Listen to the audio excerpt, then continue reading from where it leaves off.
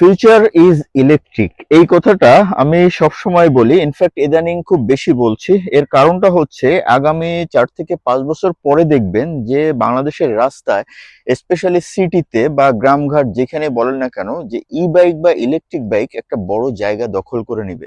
অনেকেই বলছেন যে ই বাইক আমাদের কারেন্ট যে ফুয়েল মোটরসাইকেল আছে এগুলাকে রিপ্লেস করবে না বা এগুলোর বিকল্প না, বাট দিস ইজ রং। বাংলাদেশে এখনো পর্যন্ত যতগুলো ব্র্যান্ড লঞ্চ হয়েছে বা যতগুলো ই বাইক আছে, যেমন ধরেন টেলজি আছে, রিভো আছে, ইয়াদিয়া আছে, এন্ড আজকে আমার সঙ্গে আছে ডিজেডিসি বা ডংজিং এর ই বাইক। বাংলাদেশে যতগুলো ই বাইক আছে ম্যাক্সিমাম ই বাইকই আমি যতটুকু এক্সপিরিয়েন্স করছি, আমার কাছে মনে হয়েছে এই ই বাইক গুলো এখনো বেসিক ফর্মে আছে। এই ই বাইক গুলো আমাদের মোটরসাইকেলকে রিপ্লেস করার মতো ফর্মে বাংলাদেশে এখনো পর্যন্ত আসে নাই। হটেভার, তারপরেও আমার কাছে মনে হয় যে খুব শীঘ্রই এই রিভলিউশনটা শুরু হবে। দেখবেন ই বাইকের ম্যাসিভ একটা ডেভেলপমেন্ট চলে আসবে। আর আজকে আপনাদের সামনে আসছি ডিজেডিসি ডংজিং এর একটা ই বাইক রিভিউ নিয়ে। আর আজকের ই বাইকটা হচ্ছে ডংজিং টাইগার X3।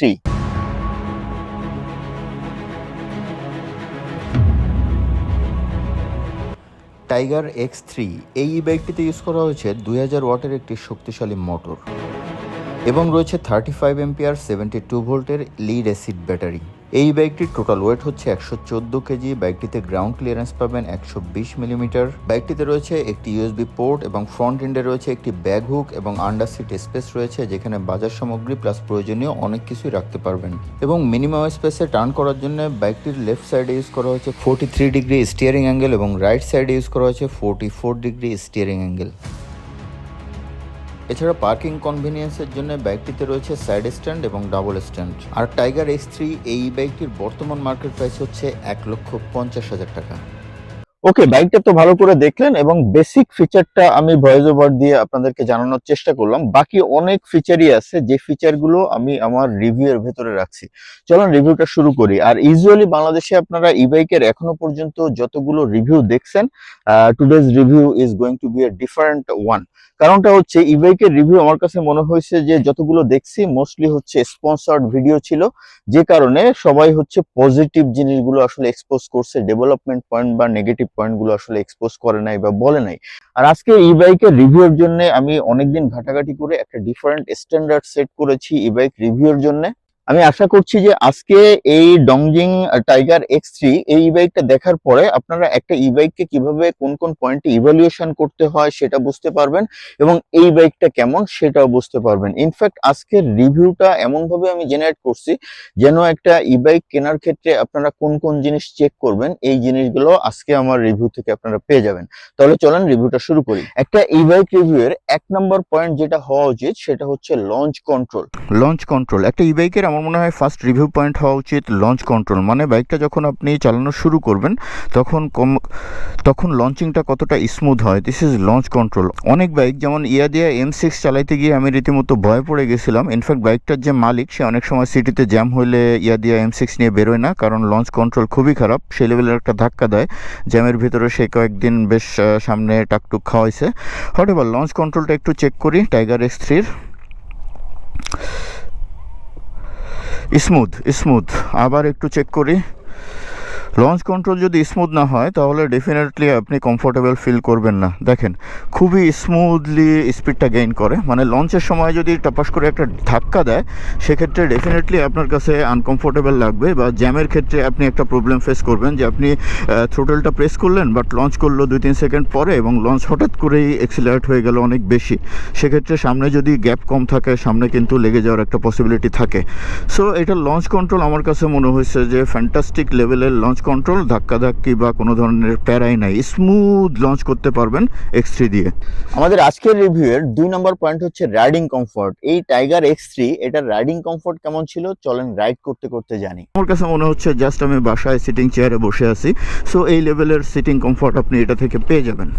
আমাদের আজকের রিভিউ এর 3 নম্বর পয়েন্ট হচ্ছে পিলিয়ন কমফোর্ট। যদিও ই বাইক আসলে ওই লেভেলের মেসিভ পাওয়ারের ই বাইক এখনো বাংলাদেশে আসে নাই যে আপনি পিলিয়ন নিয়ে রাইড করবেন, তারপরেও ই বাইক কিন্তু আপনি পিলিয়ন নিয়ে ইজিলি সিটি বা মোটামুটি টুকটাক রাইড করতে পারবেন। এই X3 এটার সিটটা আমার কাছে যথেষ্ট স্পেশাস মনে হয়েছে, সিট কুশনিং ও সফট আছে, মানে বসে আমি যথেষ্ট কমফর্ট ফিল করছি। একটা জায়গাতে প্রবলেম মনে হয়েছে, সেটা হচ্ছে seat rest, pillion seat rest. এটা আমার কাছে মনে হয়েছে যে আরেকটু ওয়াইড বা আরেকটু বাইরের দিকে হলে ভালো হইতো, পুরো পাটা এখানে রাখা যায় না। এটা মোটামুটি ভালোই আনকমফোর্টেবল লাগে এই সিট রেস্টটা। আদারওয়াইজ আমার কাছে মনে হয়েছে যে পিলিয়ন কমফোর্টটা মোটামুটি ভালো। আমার রিভিউয়ের 4 নম্বর পয়েন্ট হচ্ছে ওয়েট ডিস্ট্রিবিউশন। স্পেশালি মোটরসাইকেল রিভিউর ক্ষেত্রে আমি এই পয়েন্টটা নিয়ে কথা বলি। ই বাইকের ক্ষেত্রে আমার মনে হয় এটা প্রযোজ্য, যদিও বর্তমানে যেহেতু বেসিক লেভেলে আছে, সো ওই লেভেলের এক্সপেক্টেড ওয়েট ডিস্ট্রিবিউশন আমি পাবো না। হ্যাঁ, ওয়েট ডিস্ট্রিবিউশন দেখেন, আমি একটু চেক করি ওয়েট ডিস্ট্রিবিউশন হ্যান্ডেলটা ছেড়ে দিয়ে। দেখেন বাইকটা যে কোনো একদিকে টেনে নিয়ে যাবে, আর সারফেস স্মুথ না হলে আপনি কোনোভাবেও, এই যে দেখেন বাইক যেহেতু অনেক হালকা, আর ওয়েট ডিস্ট্রিবিউশন আমার কাছে মনে হচ্ছে অতটা বেটার না। প্রত্যেকটা ই বাইকের, নট অনলি দিস X3, প্রত্যেকটা ই বাইকে আমি সেম সিচুয়েশান ফেস করছি, যে হ্যান্ডেল ছেড়ে দিলেই দেখা যায় যে প্রচুর ওয়াবেল করে এবং সঙ্গে সঙ্গে ডান বা বাম যে কোনো একদিকে নিয়ে যায়। এটা এমন না ঘাড়ে প্রবলেম এই জন্য না, বাট এটা হচ্ছে ওয়েট ডিস্ট্রিবিউশনের জন্য। এটার ওয়েটটা আমার কাছে মনে হয় যে পারফেক্টলি ডিস্ট্রিবিউটেড না। আমার কাছে মনে হয়েছে আরও বেশি রিসার্চ করার প্রয়োজন আছে, বা এই বেসিক লেভেল থেকে যখন স্মার্ট লেভেলে বা প্রো লেভেলে চলে আসবে এই বাইকগুলো, তখন আমার মনে হয় যে ওই লেভেলের ওয়েট ডিস্ট্রিবিউশনই পাবো। এই যে দেখেন একদিকে চলে যাচ্ছে, আবার মাঝে মাঝে ডান দিকে চলে যায়, রোডের উপর ডিপেন্ড করে। মানে ও এই সামান্য রোডের কার্ভটা ও মেনটেন বা ম্যানেজ করতে পারে না। আর রোড সারফেস তো আসলে বাংলাদেশে কখনো 100% স্মুথ আপনি পাবেন না, একটু আঁকাবাঁকা হবে, সবসময় একটু শেক হইতে থাকে বা ওয়াবেল হইতে থাকে। আমাদের আজকের রিভিউয়ের 5 নম্বর পয়েন্ট হচ্ছে সাসপেনশন। সাসপেনশন। এতক্ষণ আমি পিলিয়ন হিসেবে ছিলাম, আর রোড সারফেস ছিল একেবারে স্মুথ, পিচের রাস্তা ছিল। এইখানে কিন্তু মোটামুটি ভালোই অফরোড বলতে পারেন, খুবই আনস্মুথ সারফেস। আর এইটার সাসপেনশন প্রোফাইল, ফ্রন্টে হচ্ছে টেলিস্কোপিক সাসপেনশন আর রিয়ারে হচ্ছে ডুয়েল শক সাসপেনশন। বাট দেখেন প্রচুর শেক করতেছে, এই যে দেখেন প্রচুর শেক করতেছে এবং অতিরিক্ত। এটা সাসপেনশনের এই একটাই দুর্বলতা, মানে ম্যাক্সিমাম এই বাইকগুলোতে সেমই পেয়েছি আমি, যে যখনই রোড সারফেস আনইভেন থাকে তখন এই প্রবলেমটা হয়, তখন প্রচুর পরিমাণের শেক করে প্রচুর। কারণ হচ্ছে এটা সাসপেনশন প্রোফাইল খুবই উইক।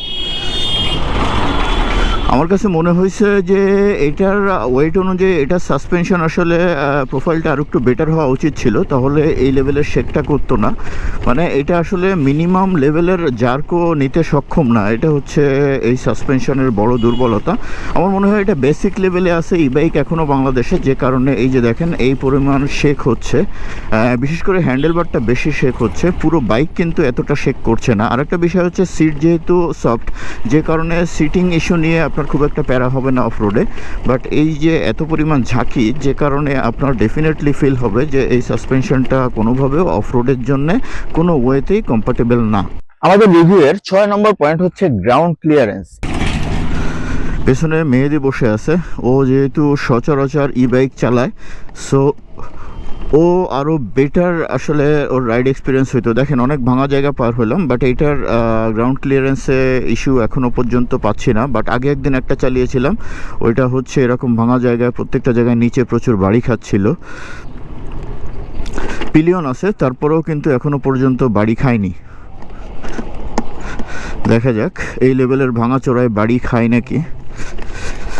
প্রচুর লাফাচ্ছে। ইউজুয়ালি বাইক, যে কোনো বাইকই এরকম ভাঙাচোরা অবস্থায়, এরকম ভাঙাচোরা রাস্তায় এই লেভেলের আপনাকে ফিল দেবে।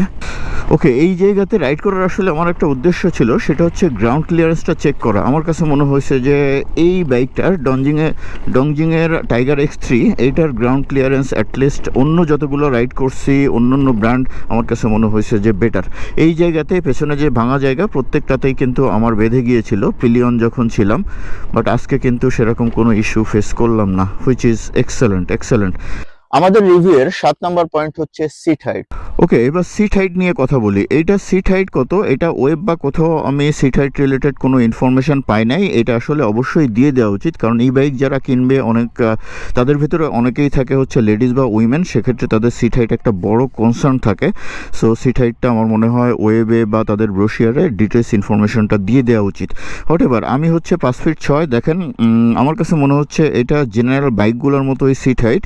এটা সিট হাইটটা একটু বেশি, আমি পা পাচ্ছি সিটে বসে, বাট আমার গোড়ালি হালকা উঁচা হয়ে যাচ্ছে। আমার মনে হয় 5 ফিট 3 যারা আছেন তারা মোটামুটি ইজিলি চালাইতে পারবেন, 3 বা 3-এর উপরে।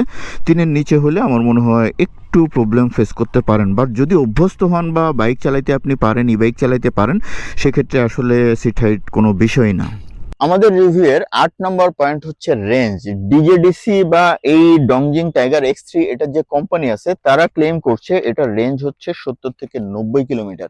এই বাইকটা এখনো পর্যন্ত যারা ইউজ করছে, ইউজারদের সঙ্গে যখন আমি কথা বলছি তাদের ক্ষেত্রে একটা ডিফারেন্ট ফিডব্যাক পেয়েছি, but that is not negative feedback. যেমন অনেকে বলছে তারা যখন ইকোনমি মোডে রাইড করছে, এটাতে কিন্তু 3টা গিয়ার আছে, 1 গিয়ার, 2 গিয়ার এবং 3 গিয়ার। 3 গিয়ারে হচ্ছে ম্যাক্সিমাম স্পিড। সো তারা যখন 3 গিয়ারে রাইড করছে সেক্ষেত্রে 80-র মতো রেঞ্জ পাচ্ছে, মানে ম্যাক্সিমাম যে রেঞ্জ 90 বলছে ডিজেডিসি সেটা পাচ্ছে না। বাট তারা যদি 1 গিয়ারে রাইড করে বা ইকোনমি মোডে রাইড করে সেক্ষেত্রে 90 থেকে বেশিও পাচ্ছে। অনেকে এটা থেকে 100 কিলোমিটার বা 100+ কিলোমিটারও রেঞ্জ পেয়েছে। যদিও টেস্ট করার আমাদের সুযোগ হয় নাই, যদি সুযোগ হয় তাহলে খুব শীঘ্রই হয়তো রেঞ্জ টেস্ট করে ওটার একটা ভিডিও দিব।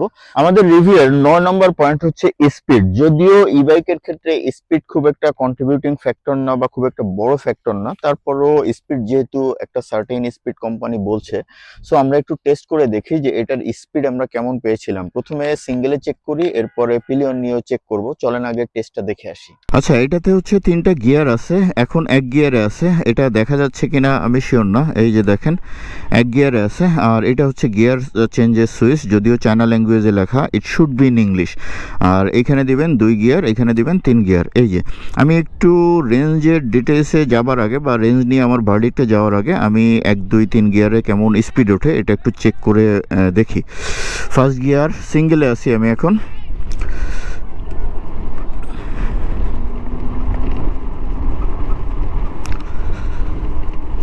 ফার্স্ট গিয়ারে 29, সেকেন্ড গিয়ার দেখি, সেকেন্ড গিয়ার 35, থার্ড গিয়ার দেখি,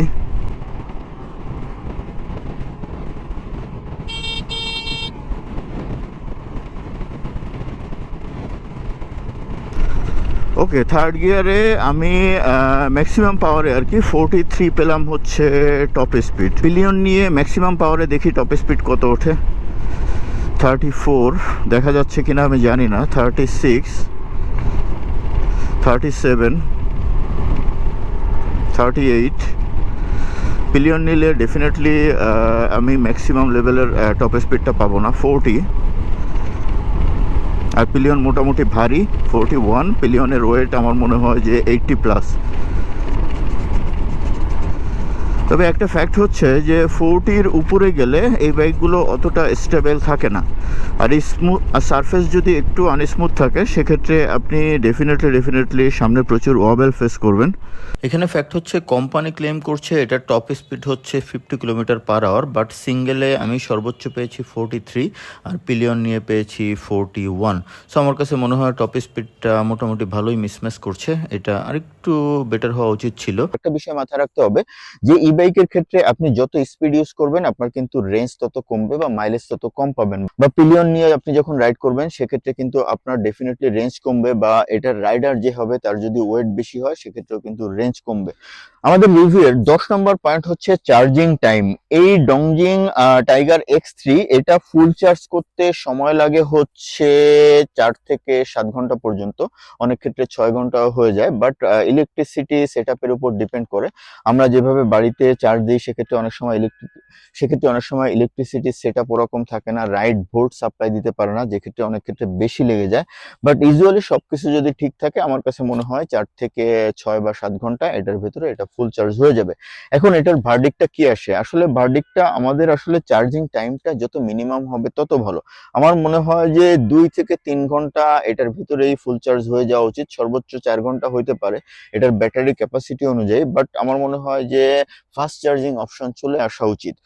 এটাতে একটু এক্সপেন্স বেশি হোক, ব্যাটারি লিথিয়াম আয়ন হোক, সেক্ষেত্রে দাম বাড়বে। বাট আপনি যদি 1 ঘন্টায় একটা ই বাইক ফুল চার্জ করে ফেলতে পারেন, সেটার রেঞ্জ 100-150 যেটাই পান, সেটা তো আমার কাছে মনে হয় বিষয় না। আপনি তখন লং ট্যুরও করতে পারবেন। আপনি একটা ট্যুরে যাচ্ছেন, চার্জ শেষ হয়ে গেল, এক জায়গায় চা বিরতি দিয়ে ওইখানে কোনোভাবে প্লাগ ইন করলেন, করে ফাস্ট চার্জ দিয়ে দিতে পারলেন। আমার কাছে মনে হয় যে চার্জিং টাইমটা একটু মিনিমাইজ করার দরকার আছে। আমাদের আজকের রিভিউয়ের 11 নম্বর পয়েন্ট হচ্ছে ক্রুজ কন্ট্রোল। যদিও বাংলাদেশের প্রত্যেকটা ই বাইকে আমি এই ফিচারটা পাই নাই, ডিজেডিসির প্রত্যেকটা ই বাইকে আমি ক্রুজ কন্ট্রোল এই ফিচারটা পেয়েছি। আমার কাছে মনে হচ্ছে প্রত্যেকটা ই বাইকেই ক্রুজ কন্ট্রোল ফিচারটা থাকা উচিত। ধরেন আমি থ্রোটলটা আমি ধরবো না, না ধরে একটা স্পিডে আমি যাইতে চাই। এই যে দেখেন, এই যে সুইচটা, এটা আমি চেপে দিব। এখন আছে স্পিড হচ্ছে 29, চেপে দিলাম, এই যে ছেড়ে দিলাম। দেখেন 29 না, একটু বেড়ে গিয়েছিল, এই যে 32। দেখেন এই স্পিডেই আমি চলতে পারবো। This is cruise control, fantastic, মানে দিস ইজ লাইক ফান। আমার কাছে এটা জোস একটা ফিচার মনে হয়েছে।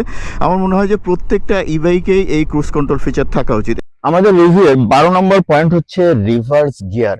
ডংজিং টাইগার X3 এই ই বাইকটাতে রয়েছে রিভার্স গিয়ার। আর রিভার্স গিয়ার কি জিনিস আর কি কাজে লাগে, চলেন প্র্যাকটিক্যালি একটু দেখে আসি। আচ্ছা, এখানে কিন্তু আরেকটা মজার ফিচার আছে, সেটা হচ্ছে রিভার্স গিয়ার। এই যে এখন আমি ধরেন পার্কিং করে বাইকটা পেছনে নিব, পা দিয়ে ঠেলে ঠেলে নেওয়ার থেকে এই যে দেখেন, পি হচ্ছে পার্কিং আর আর হচ্ছে রিভার্স। এইখানে আর চেপে ধরলে এইখানে আর একটা সাইন উঠবে। দেখেন আমি দেখাচ্ছি।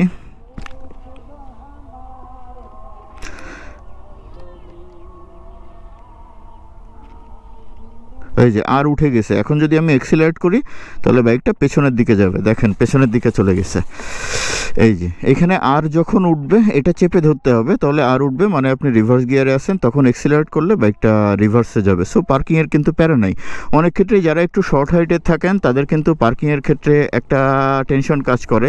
যদি শর্ট হাইট হন পেছনে নেওয়াটা প্রবলেম হয়, আর যদি সারফেস পেছনে উঁচু থাকে সেক্ষেত্রে প্রবলেম হয়। বাট সেক্ষেত্রে পার্কিংটা কিন্তু আপনার এই প্রবলেমটা সলভ করে দিবে। আমাদের রিভিউয়ের 13 নম্বর পয়েন্ট হচ্ছে এটা ড্যাশবোর্ডটা টুকটাক বা সুইচগুলো একটু এক্সপ্লেইন করে দেয়। চলেন একটু এক্সপ্লেইন করে দিই, আর এক্সপ্লেইন করার পরে এটাতে কি কি চাই বা কি দরকার সেগুলোও বলতেছি। বা পাশে এইখানে আছে হচ্ছে আপার ডিপার, আর এইখানে আছে হচ্ছে ইন্ডিকেটর, আর এটা হচ্ছে হর্ন, আর এটা হচ্ছে পার্কিং আর রিভার্স। রিভার্স কিভাবে কি দিবেন সেটা তো দেখাইছি। রিভার্স এটা যদি চেপে ধরেন সেক্ষেত্রে এখানে লাল একটা আর সাইন উঠবে, ঠিক এইখানে আর সাইন ওঠার পরে আপনি যদি এক্সিলারেট করেন সেটা পেছনে যাবে। এ হচ্ছে বাঁ পাশের সুইচ। আর ডান পাশে আছে হচ্ছে এটাতে ইমার্জেন্সি আছে, এটা দিলে আপনার 4টা ইন্ডিকেটরই জ্বলবে। এই যে দেখেন 4টাই জ্বলতেছে, এই যে এখানে উঠতেছে। এই যে এটা হচ্ছে ইমার্জেন্সি আছে। এই একটা ই বাইক আমি পেলাম যেটাতে ইমার্জেন্সি ইন্ডিকেটর আছে। আর এটা হচ্ছে আপনার হেডল্যাম্পের সুইচ। আর এটা হচ্ছে গিয়ার, এই যে 1, এই যে 2, এই যে 3 গিয়ার। আর এটা হচ্ছে হর্নের সুইচ দুই পাশে দুইটা। This is ridiculous. আমার কাছে মনে হয়েছে এটা কি, হর্নের সুইচ দুই পাশে। আসলে এটা আমি আগে দেখি নাই।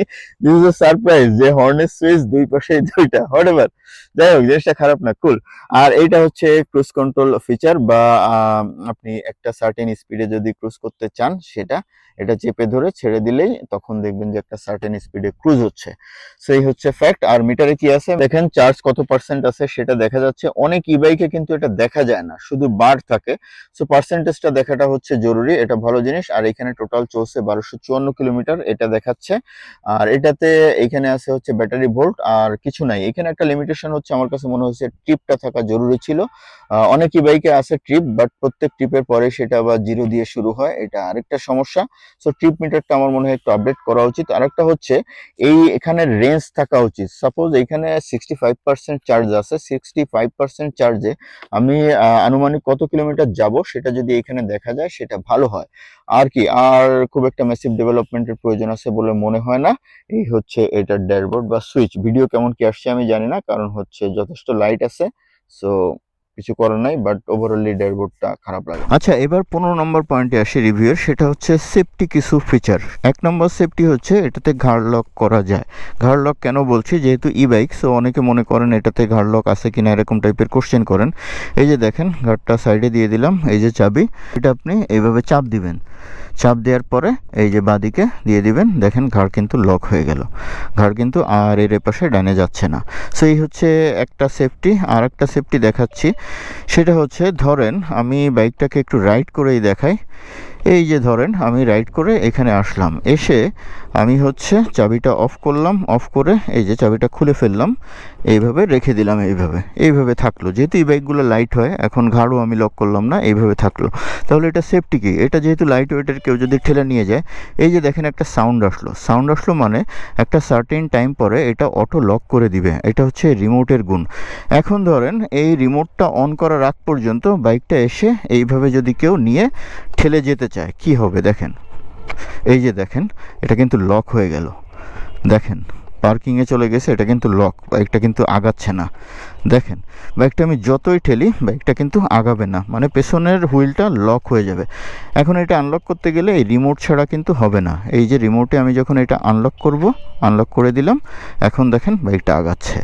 সো এটা হচ্ছে এটার সেফটি ফিচার, আমার কাছে এটা যথেষ্ট ভালো লাগছে। ওকে, সব থেকে গুরুত্বপূর্ণ পয়েন্ট ব্রেকিং। যদিও ব্রেকিংয়ের অনেকটাই বলে দিছি, তারপরেও ব্রেকিং টেস্ট বাকি আছে। প্র্যাকটিক্যাল টেস্টগুলো আপনারা দেখে আসেন, আমি একটু রেস্ট নিতে থাকি, তারপরে ভয়েস ওভার দিয়ে ব্রেকিংয়ের কনক্লুশনটা টেনে দিচ্ছি। আচ্ছা, ব্রেকিং এ যাওয়ার আগে, বাইক নিয়ে ব্রেক টেস্টে যাওয়ার আগে এটার একটু ব্রেকিং প্রোফাইল বলে নিই। ব্রেকিং প্রোফাইলের সাথে আমি এটার টায়ার প্রোফাইলও আপনাদেরকে বলে দিব। ব্রেকিং দেখেন, এটা হচ্ছে দুইটাই ডিস্ক ব্রেক, আর এটার ফ্রন্ট ডিস্কটা দেখেন বিশাল সাইজের, আমার মনে হয় 300 বা 320 হবে, 320 যথেষ্ট বড় সাইজের ডিস্ক, যেটা আমার কাছে ভালো লাগছে। আর এটার ফ্রন্টের টায়ার সাইজ হচ্ছে 110/70, আর রিম সাইজ হচ্ছে 12 ইঞ্চি, যেটা আমার কাছে মনে হয়েছে ঠিক আছে। অনেকগুলো আছে 10 ইঞ্চি হয়, 10 ইঞ্চি হইলে আসলে বাইকটা আরো বেশি আনস্টেবল হবে বা আরো বেশি ব্রেকিং দুর্বল হবে। এই হচ্ছে এটার ব্রেকিং প্রোফাইলের ফুল সেটআপ। টায়ারকেও আমি ব্রেকিং প্রোফাইলের ভেতরে রাখলাম। আর পেছনেরটা একটু দেখাই। পেছনে হচ্ছে ডিস্ক ব্রেকিং, মানে এটা হচ্ছে ডুয়েল ডিস্কের বাইক। এটার পেছনের টায়ার প্রোফাইল হচ্ছে 3.75, আর এটার রিম সাইজ হচ্ছে 10 ইঞ্চি। এটা রিম সাইজও যদি 12 ইঞ্চি হইতো তাহলে মনে হয় গ্রাউন্ড ক্লিয়ারেন্সটা আরো বেটার হইতো বা আরো একটু বেটার হইতো। এটা জাস্ট আমার ধারণা। আচ্ছা, ব্রেকিংটা একটু দেখবো, যদিও এক্সট্রিম চেক করার কোনো অপশন নাই, যেহেতু স্কুটার বা ই বাইকগুলো এগুলোর ব্রেকিংয়ে যথেষ্ট লিমিটেশন থাকে। আপনি ইমার্জেন্সি ব্রেকিং ধরলে কিন্তু স্কিড করার একটা বড় পসিবিলিটি থাকবে। এগুলো আসলে 30-35 ম্যাক্সিমাম এই স্পিডেই আপনি রাইড করবেন, এর উপরে গেলে কিন্তু আপনি সেফ না। 40 স্পিডেও এই বাইকগুলো ইমার্জেন্সি ব্রেক করলে স্কিড করার একটা পসিবিলিটি থাকে। তবে একটা বিষয় মাথা রাখবেন, সেটা হচ্ছে স্কুটার বা ই বাইকগুলোর কিন্তু ব্রেকিং, ইমার্জেন্সি ব্রেকিং ক্যাপাসিটি খুবই দুর্বল। যে স্কুটারই বলেন না কারো, উইদাউট এভিএস, ম্যাক্সিমাম এভিএস ছাড়া ব্রেকিং ক্যাপাসিটি কিন্তু খুব দুর্বল। 40-র উপরে গেলে আপনি ইমার্জেন্সি ব্রেকিং করলে কিন্তু স্লিপ করে পড়ার সম্ভাবনা যথেষ্ট বেশি। হরেবার আমি একটু 30 স্পিডে একটু ব্রেক করে দেখার চেষ্টা করব, যদি পড়ে না যায় আর কি, দেখা যাক। 29-30, ওকে, 30 স্পিডে আমি ব্রেক ধরলাম। বাইকটা হচ্ছে সিবিএসটা ইউজ করছি আমি, এটা ইউজ করি নাই। পেছনের চাকা হচ্ছে প্রচুর পরিমাণের স্কিড করছে, প্রচুর পরিমাণের অনেক না, বাট আমি ব্যালেন্সলেস ফিল করি নাই। এই যে দেখেন দাগ হয়ে গেছে, ওইখান থেকে ব্রেক ধরছি এই পর্যন্ত। ব্রেকিং ডিস্টেন্স মোটামুটি ভালোই, মানে বেশ বেশি। আর একটু ব্রেক টেস্ট করি। 30, এবার দুইটা ব্রেকই ধরি, দেখি, আল্লাহ ভরসা। ওকে, ডিস্টেন্স খুব বেশি নাই মোটামুটি, তবে টায়ার গ্রিপ আলহামদুলিল্লাহ ভালোই। এখনও পর্যন্ত ফ্রন্ট হুইল আমি স্কিড পাই নাই, মোটামুটি ভালোই লাগছে। বাট মাথায় রাখতে হবে, আমি কিন্তু অনেক ম্যাচিউরলি আস্তে ব্রেকটা প্রেস করছি। আমি যদি টপাস করে প্রেস করতাম সেক্ষেত্রে কিন্তু সামনের চাকাটা স্কিড করে পড়ে যাওয়ার একটা বড় পসিবিলিটি থাকতো। আমাদের রিভিউয়ের 16 নম্বর পয়েন্ট হচ্ছে, 16 নম্বরের ভেতরে অনেকগুলো পয়েন্ট রাখছি। নাম্বার 1 বলতে পারেন, that is battery. Battery guarantee warranty, এই জিনিসটা কিন্তু জানাটা জরুরি। আপনি যখন বাইক কিনবেন, ই বাইক কিনবেন, তখন ব্যাটারি রিপ্লেসমেন্ট গ্যারান্টি কি আছে। যেমন ডিজেডিসি তাদের ডংজিং ই বাইক গুলোর জন্য 1 বছরের রিপ্লেসমেন্ট গ্যারান্টি দিয়ে থাকে। আরেকটা ফ্যাক্ট হচ্ছে, এই রিপ্লেসমেন্ট গ্যারান্টির পিরিয়ড যদি পার হয়ে যায় সেক্ষেত্রে ব্যাপারটা কি হবে। ধরেন রিপ্লেসমেন্ট পিরিয়ড যদি পার হয়ে যায়, সেক্ষেত্রে পুরনো ব্যাটারি যদি আপনি দিয়ে দেন, সেক্ষেত্রে আপনি 50% প্রাইসে নতুন ব্যাটারি পেয়ে যাবেন। ধরেন একটা নতুন ব্যাটারি সেটআপের দাম হচ্ছে 25,000 টাকা, সেক্ষেত্রে 12,500 টাকায় আপনি নতুন ব্যাটারি নিতে পারবেন। সো একটা ই বাইক যখন আপনি কিনছেন, এই ব্যাপারটা কিন্তু দেখে কিনবেন বা জেনে কিনবেন যে ব্যাটারির রিপ্লেসমেন্ট পলিসি কি। আরেকটা জরুরি বিষয় হচ্ছে মোটর কন্ট্রোলার এই দুটো হচ্ছে ক্রুশাল একটা পার্ট। এখানে গ্যারান্টি বা ওয়ারেন্টি পলিসি কি আছে? ডিজেডিসি তাদের ডংজিং এর প্রত্যেকটা ই বাইকের ক্ষেত্রে মোটর এবং কন্ট্রোলারের গ্যারান্টি দিচ্ছে 2 বছর, 2 বছর আপনি রিপ্লেসমেন্ট গ্যারান্টি পাবেন। আর ডিজেডিসি টাইগার এক্স 3 এটার বিল্ড কোয়ালিটি আমার কাছে মোটামুটি ভালোই মনে হয়েছে, তারপরও এটা টু আর্লি। আমার মনে হয় এত তাড়াতাড়ি বিল্ড কোয়ালিটি নিয়ে কমেন্ট করার জায়গা এখনো আসে নাই। আর সার্ভিসিং এর ক্ষেত্রে ই বাইকে আসলে অনেক বেশি সার্ভিসিং প্রয়োজন হয় না, মিনিমাম কিছু সার্ভিসিং প্রয়োজন হয়। সেক্ষেত্রে ইনশিওর হয়ে নেবেন যে যার কাছ থেকে আপনি ই বাইক কিনছেন তার কাছে স্পেয়ার পার্টস আছে কিনা। ওকে, মোটামুটি ম্যাক্সিমাম যতটুকু সম্ভব আমি আমার মতো করে বলার চেষ্টা করলাম। ওই যে আগেই বলছিলাম যে আজকের ই বাইকের রিভিউটা হচ্ছে একটু ডিফারেন্ট। এই টাইপের ই বাইকের রিভিউ বাংলাদেশে এখনো পর্যন্ত পসিবলি কেউ করে নাই। আমি বেসিক্যালি একটা স্ট্যান্ডার্ড সেট করতে চাচ্ছিলাম ই বাইক রিভিউর ক্ষেত্রে, যে যে কোনো ই বাইকের রিভিউ দেখলেই আপনারা যেন বুঝতে পারেন যে একটা ই বাইক কেনার আগে কি কি বিষয় দেখবো, জানবো, বুঝবো, তারপরে কিনবো। আর মোটামুটি একটা ধারণা দেওয়ার চেষ্টা করলাম। এখন একটা জিনিস নিয়ে কথা বলি নাই এখনো পর্যন্ত, সেটা হচ্ছে প্রাইসিং। এই ডংজিং টাইগার এক্স 3 এটার বর্তমান প্রাইসিং হচ্ছে 1,50,000 টাকা। ইনফ্যাক্ট বাংলাদেশে যতগুলো ই বাইক আছে আমার কাছে মনে হয়েছে প্রত্যেকটা ই বাইকের প্রাইসই একটু বেশি। এই ই বাইকের প্রাইসটা এই বাইকগুলোর প্রাইস আমার কাছে মনে হয় আরো একটু কম হলে ভালো হইতো। আর টাইগার এক্স 3 এর ক্ষেত্রে এটার প্রাইস আমার কাছে একটু বেশি মনে হয়েছে, 1,50,000 টাকা না। আমার কাছে মনে হয় যে এটার প্রাইস 1,30,000 টাকা হলে ঠিক ছিল। ইনফ্যাক্ট প্রত্যেকটা ই বাইকই বাংলাদেশে আমার কাছে মনে হয় যে to some extent overpriced. এখন এই টাইগার এক্স 3 যতটুকু যা সম্ভব ধারণা দেওয়ার চেষ্টা করলাম। আপনাদের কাছে কেমন কি লাগলো প্লিজ কমেন্ট করে জানান। আজকের মতো এখানে রাখছি। আর এইটা কেমন কি আসলে ডিসিশন আপনার উপর। আপনি যদি জিজ্ঞেস করেন আশিক ভাই তাহলে কি আপনি বলছেন আমি ডিজেডিসি এর টাইগার এক্স 3 কিনবো? Definitely that's a good bike আমার যতটুকু experience, but decision is yours. আপনার পারপোজ, আপনার চয়েস সবকিছুর সঙ্গে কি যাবে না যাবে এটা তো আপনার ব্যাপার। আমি আমার মতো করে রিভিউ করে এটা রিয়েলিটি প্রেজেন্ট করার আপনার সামনে চেষ্টা করলাম। আপনার যদি পছন্দ হয় আপনি কিনতে পারেন, আর অন্য কোনো ব্র্যান্ড পছন্দ হলে অলওয়েজ ওয়েলকাম। এটা আসলে আপনার চয়েস।